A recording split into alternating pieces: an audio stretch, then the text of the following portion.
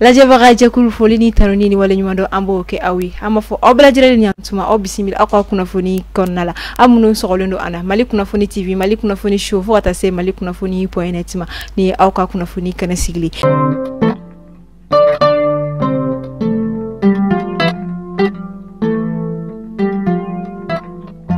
an bi kunnafoni aw bɛna daminɛ an ka jamana kɔnɔ ni an ka musoba dɔ ye ni ale tun tɛ mɔgɔ dogolen hali bi mɔgɔ dogolen tɛ ni ale Hawa Keyita ye ni a tɔgɔ la centre bɛ n'a fɔ ma ko centre Hawa Keyita ale kɔni bangera san 1912 Bamako faba kɔnɔna la wa a fatura san 1980 nka a ka diɲɛbɔ kɔnɔna la a ye baara caman kɛ a ye koba caman kɛ ale de kɛra muso fɔlɔ ye Afrique francophone kɔnɔna la ka don député bulon kɔnɔna la wa o kɔfɛ association bɛ jɛkulu membre kunna fɔ jɛkulu ma ko Rassemblement démocratique africain ni o ye RDA ye wa o kɔfɛ a signera wa a jɔyɔrɔ yela fɛn caman na ni o dɔ bɛ tali kɛ ale de ye syndicat féminin créé min kɛra san 1956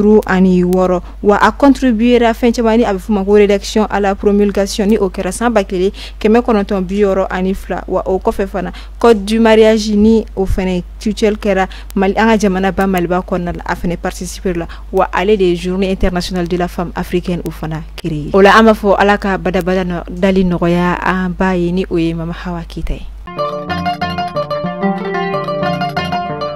wakati laban ninnu na sirabaga kasara kɔni kun cayalen don an ka jamana kɔnɔna la kosɛbɛ fɛn min ka dɔ ka fɔ tɛnɛ tɛmɛnen juillet kalo tile 31 san 2023 fɛn min ka dɔ ka fɔ camion ba dɔ ni ale kun bɛ ka siman bɔrɔw ta ale kɔni ye sira jɛ ka kasara sɔrɔ min kɛra commissariat du premier arrondissement kɔni kɛrɛfɛ Bamako faba kɔni kɔnɔna la fɛn min ka dɔ ka fɔ an ka finitigilakaw ni o ye polisiw ye olu kɔni wulila walasa ka se ka ɲɛsɔrɔ kɛ a ko la o wagati kelen na fana mɔgɔw ye u yɛrɛ ɲininka ko yala ni kasara sababu yɛrɛ kɛra jumɛn ye dɔw ko i b'a sɔrɔ a ma se ka fɛrɛ ne minɛ joona dɔw yɛrɛ a yira k'a fɔ ko ayi ko a tun bɛ vitesse de la kojugu ko ka d'a kan an ka wagati laban mobili ba kasara caman bɛ kɛ u ka boli kojugu de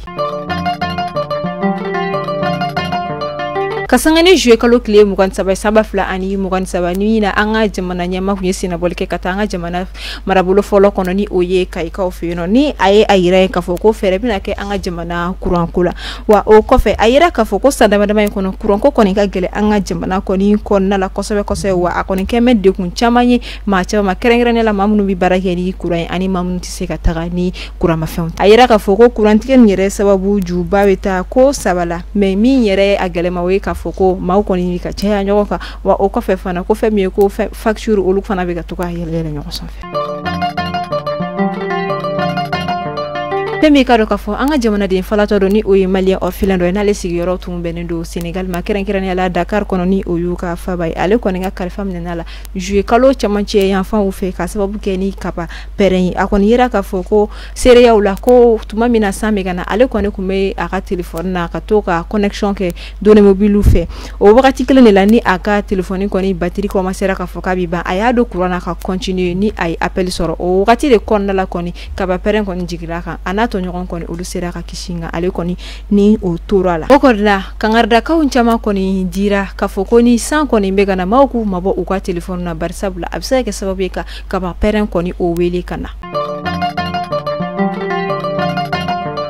ka sanga ni Niger jamana dɛmɛli ye u kungo la an ka jamana ba Maliba ale ni Burkina Faso ni Laginɛ Conakry kelen kɔfɛ k'u bolo di ɲɔgɔn ma fɛn min ka dɔ k'a fɔ Mauritanie jamana ale fana kɔni farala u kan kunungo tarata utukalo tile fɔlɔ san 2023 fɛn min ka dɔ k'a fɔ kunnafoniya dɔw tun bɛ ka yala bɔlɔlɔw sanfɛ min bɛ a yira k'a fɔ ko bi kɔni utukalo tile 2 san 2023 nɛgɛ kanɲɛ 16 wagati ko baccalauréat 2023 ko o jaabiw bɛna bɔ ka bin nka an ka minisiriso min ɲɛsinnen don kalanko ma ale kɔni bɔra ka ɲɛfɔli kɛ a ye a yira k'a fɔ ko ni jaabi kɔni bɛna bin ko olu bɛna kɛ mɔgɔ fɔlɔ ye ka o kɔni kunnafoniya di ko wa ko kunnafoniya minnu bɛ ka di ko kunnafoniya jɛlenw tɛ bari sabula ko jaabiw tɛna bɔ ka bɛn ni bi utukalo tile 2 ye o la an b'a fɔ ala ka jaabi ɲuman di ala ka examen nɔgɔya bagikɛla kelen-kelen bɛɛ lajɛlen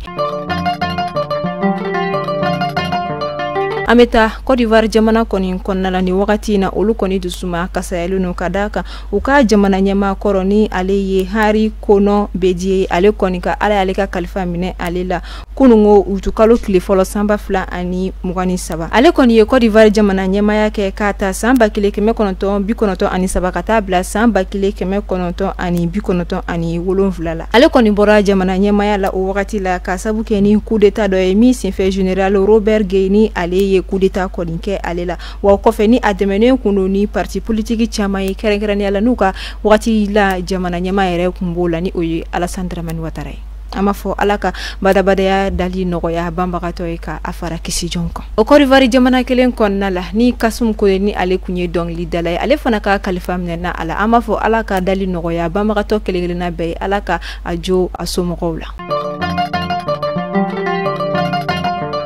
ayiwa ni ne bɛ dansigi kɛ aw ka bi kunnafoniyaw la an b'a fɔ aw ni ce aw ka lamɛnliko ɲuman la aw k'an bɛ sini ni ala ma basi kɛ ne ni aw la